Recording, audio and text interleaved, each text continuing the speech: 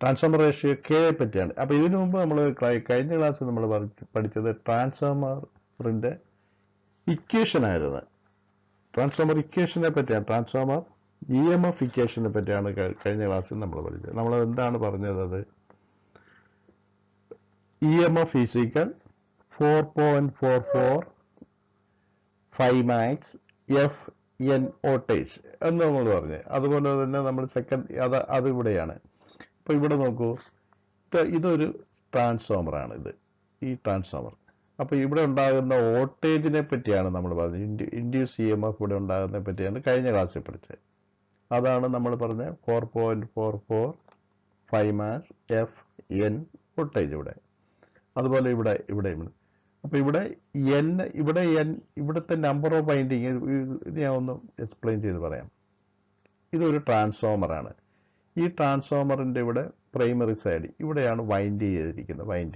Winding ഉണ്ട്. അപ്പോൾ ഈ നമ്പർ ഓഫ് ടെൻസ് എന്ന് പറയുന്നത് ഈ ചുറ്റിനെയാണ് നമ്മൾ നമ്പർ ഓഫ് ടെൻസ് എന്ന് പറയുന്നത്. ഇവിടെ ഇങ്ങനെ വൈൻഡിങ് ചുറ്റിയിരിക്കുന്നതിനാണ് നമ്പർ ഓഫ് ടെൻസ് എന്ന് പറയുന്നത്. അതുപോലെ തന്നെ സെക്കൻഡറി സൈഡ് എന്ന് പറയുന്നത് ഇതാണ്. ഇവിടെയും വൈൻഡിങ് ഇങ്ങനെ ചുറ്റുന്നുണ്ട്. അപ്പോൾ ഇത് സെക്കൻഡറി സൈഡിലെ നമ്പർ ഓഫ് ടെൻസ്. ഇതിനെ റെപ്രസെന്റ് ചെയ്യുന്ന ഇവിടുത്തെ വൈൻഡിങ്ങിനെ N1 എന്ന് റെപ്രസെന്റ് ചെയ്യാം. ഇവിടുത്തെ വൈൻഡിങ് നമുക്ക് N2 എന്ന് റെപ്രസെന്റ് ചെയ്യാം. ഇവിടെ നമ്മൾ ഉണ്ടാകുന്ന വോൾട്ടേജ്, പ്രൈമറി ഉണ്ടാകുന്ന വോൾട്ടേജ് നമ്മൾ E1 എന്ന് റെപ്രസെന്റ് ചെയ്യാം. ഇവിടെ ഉണ്ടാകുന്നത് നമുക്ക് E2 എന്ന് റെപ്രസെന്റ് ചെയ്യാം. ഇനി നോക്കൂ, ഇതിലെ ഇങ്ങനെ ഫ്ലക്സ് ഓടുന്നത്. അപ്പം ഫ്ലക്സ് ഇങ്ങനെ കടന്നു പോകും. പ്രൈമറിയിൽ കറണ്ട് സപ്ലൈ കൊടുക്കുമ്പോൾ ഫ്ലക്സ് പ്രൊഡ്യൂസ് ചെയ്യും. ഓൾട്ടർനേറ്റിംഗ് ഫ്ലക്സ് ആണ്. ഓൾട്ടർനേറ്റിംഗ് ഫ്ലക്സ് ഇങ്ങനെ പാസ് ചെയ്യും. അപ്പോൾ എന്താണ് സംഭവിക്കുന്നത്? ഇതിലെ കടന്നു പോകുമ്പോൾ ഓൾട്ടർനേറ്റിംഗ് ഫ്ലക്സ് ആയതുകൊണ്ട് ഇവിടെ ഈ വൈൻഡിങ് കട്ട് ചെയ്യും. ഇവിടെ നമുക്ക് ഇൻഡ്യൂസ് ചെയ്യുമ്പോൾ പ്രൊഡ്യൂസ് ചെയ്യും. അതാണല്ലോ അതിൻ്റെ പ്രിൻസിപ്പിൾ. വീണ്ടും പറയുന്നത്, വീണ്ടും കേൾക്കുമ്പോൾ നിങ്ങൾക്ക് തറവാനാണ്. ഇതാണ് കോറ്. ട്രാൻസ്ഫോമർ ഉണ്ടാക്കിയിരിക്കുന്ന കോറ് കൊണ്ടാണ്. കോറെന്ന് പറഞ്ഞാൽ നിങ്ങൾക്ക് അറിയാമല്ലോ, ഇത് ഒരുപാട് കോറുകൾ ഒന്നിച്ചൊന്നിച്ച് വെച്ച് അടുക്കി വെച്ചിരിക്കുകയാണത്. ഓക്കെ, അപ്പോൾ ഇതാണ് ട്രാൻസ്ഫോമർ. തൊട്ടിപ്പുറം കാണിച്ചിരിക്കുന്നതാണ് അതിൻ്റെ സിമ്പലാണ്. Primary, secondary സിമ്പലാണ്. അപ്പോൾ ഒരു സിമ്പൽ ഇങ്ങനെ വേണം നമുക്ക് വരയ്ക്കാം. ഇതാണ് നമ്മൾ ട്രാൻസ്ഫോമറിൻ്റെ സിമ്പൽ. ആ സിമ്പൽ വേറൊപ്പം ഇങ്ങനെയും വരയ്ക്കാം, ട്രാൻസ്ഫോമറിൻ്റെ സിമ്പൽ. അപ്പോൾ ഇത്രയും ജനറൽ ആയിട്ടുള്ള കാര്യങ്ങളാണ്. ഇനി ഞാനിവിടെ പറയാൻ ഉദ്ദേശിക്കുന്ന ട്രാൻസ്ഫോമർ റേഷ്യോ ആണ്. കഴിഞ്ഞ ക്ലാസ് നമ്മൾ പറഞ്ഞ ട്രാൻസ്ഫോമർ EMF ഇക്വേഷൻ ആണ് പഠിച്ചത്. ഇത്തവണ നമ്മൾ പറയുന്നത് ട്രാൻസ്ഫോമറിന്റെ റേഷ്യോ. അപ്പോൾ എന്താണ് റേഷ്യോ എന്ന് പറയുന്നത്? ഇവിടെ ഇൻഡ്യൂസ് ഉണ്ടാകുന്ന വോൾട്ടേജും ഇവിടെ ഉണ്ടാകുന്ന വോൾട്ടേജും തമ്മിലുള്ള ബന്ധം, ഇവിടെ ഉണ്ടാകുന്ന നമ്പർ ഓഫ് ടേൺസും ഇവിടെ ഉണ്ടാകുന്ന നമ്പർ ഓഫ് ടേൺസും തമ്മിലുള്ള ബന്ധം, ഇവിടെ ഉണ്ടാകുന്ന കരണ്ടും തമ്മിലുള്ള ബന്ധം. അതിനെയാണ് നമ്മൾ ഈ ട്രാൻസ്ഫോമർ റേഷ്യോ എന്ന് പറയുന്നത്. അപ്പോൾ ഇനി നമ്മൾ ടൈപ്പ് ചെയ്തിരിക്കുന്നത് ശ്രദ്ധിക്കൂ. The transformer ratio is defined as the ratio of the secondary voltage to the primary voltage. അതായത് ട്രാൻസ്ഫോമറിന്റെ റേഷ്യോ എന്ന് പറയുന്നത് the ratio of the secondary voltage. Secondary voltage എന്ന് ഞാൻ പറഞ്ഞ V2 എന്ന് പറഞ്ഞു, E2 എന്ന് പറഞ്ഞു അല്ലേ. ഇവിടെ ഉണ്ടാകുന്നത് E2, അതാണ് secondary voltage, to the primary voltage. അപ്പോൾ പ്രൈമറിയിൽ ഉണ്ടാകുന്ന ഇൻഡ്യൂസ് EMF ഇവിടെ E1 എന്ന് ഞാൻ പറഞ്ഞു, ഇവിടെ നമ്മൾ E2 എന്ന് പറയണം. അപ്പോൾ അങ്ങനെയാകുമ്പോൾ it is defined by the letter K. ഇതിനെയാണ് നമ്മൾ K എന്ന് പറയുന്നത്. അങ്ങനെ നമ്മൾ പറയുമ്പോൾ അത് നമുക്ക് അവ തമ്മിലുള്ള റിലേഷൻ നമ്മൾ പറയുന്നത് E2 ഡിവൈഡഡ് ബൈ E1 ഉണ്ടോ. E2 divided by E1. E2 ഇവിടെ ഉണ്ടാകുന്ന വോൾട്ടേജ്, ഇവിടെ ഉണ്ടാകുന്ന ഈ E1 ഇവിടുത്തെ induce voltage. E2 divided by E1 is equal N2 divided by N1. N2 എന്നുള്ളത് ഇവിടുത്തെ നമ്പർ ഓഫ് ടെൻസ്, N1 എന്നുള്ള നമ്പർ ഓഫ് ടെൻസ് ഇവിടുത്തെ. നമുക്ക് അവ തമ്മിലുള്ള റിലേഷൻ ആണ് പറയുന്നത്. E2 divided by E1 is equal N2 divided by N1 is equal I1 divided by I2. I1 എന്നുള്ള ഇവിടുത്തെ കറണ്ട്, I2 എന്നുള്ള ഇവിടുത്തെ കറണ്ട്. അപ്പോൾ ഇവിടെ I1 divided by I2 is equal K. നിങ്ങളിവിടെ ശ്രദ്ധിക്കേണ്ടത്, ഇവിടെ നോക്കൂ, E2 divided by E1 is equal N2 divided by N1 is equal, ഇവിടെ വന്നപ്പോൾ നോക്കൂ I1 ഡിവൈഡഡ് ബൈ I2 ആണ്.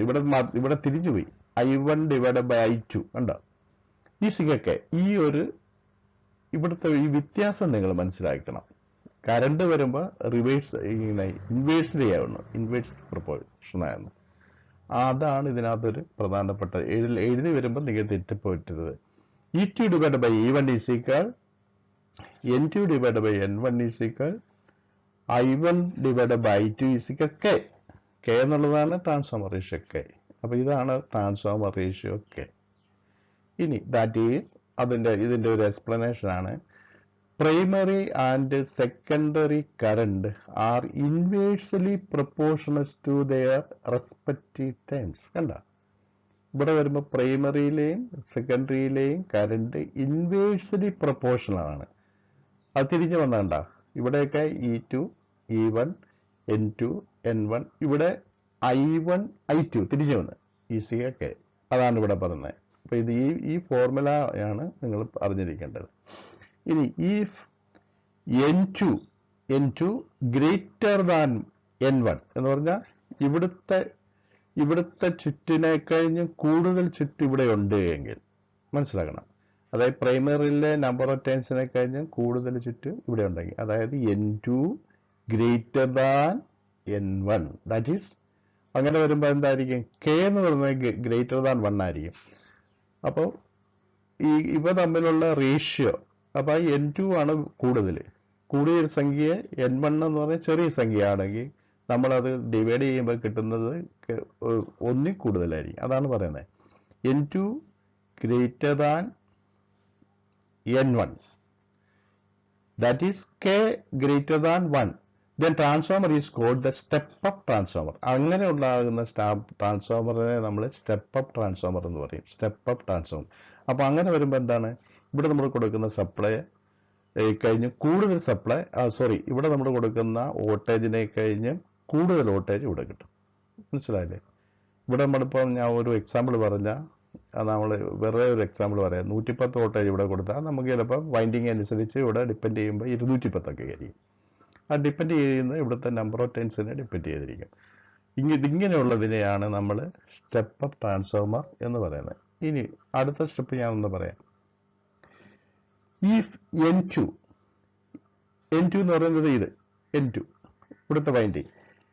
If N2 less than N1, ഇവിടുത്തെ വൈൻഡിങ്ങിനെ കഴിഞ്ഞും കുറവാണ് എങ്കിൽ, അതായത് പ്രൈമറിയിലെ വൈൻഡിങ്ങിനെ കഴിഞ്ഞും സെക്കൻഡറിയിലെ വൈൻഡിങ് കുറവാണെങ്കിൽ എന്താണ് പറയുന്നത്? If N2 less than N1, that is K less than 1. അങ്ങനെ ആകുമ്പോൾ എന്തായിരിക്കും? K എന്ന് പറയുന്നത് 1 കുറവായിരിക്കും, അത് ഓട്ടോമാറ്റിക്കലി.